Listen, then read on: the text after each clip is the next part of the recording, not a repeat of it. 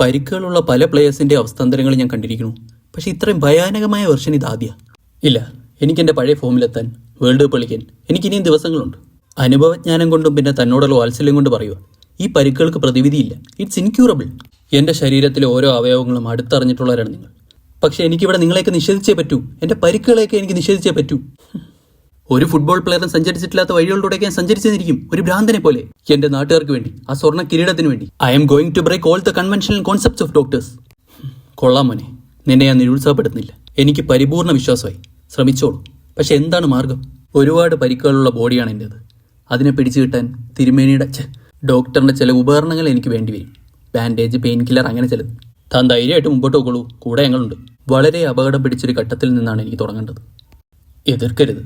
സാൻഡോസിലെ ബാക്കിയുള്ള എല്ലാ കളിയും എനിക്ക് കളിക്കണം. അല്ല, അത് ഡോക്ടർ പേടിച്ചു.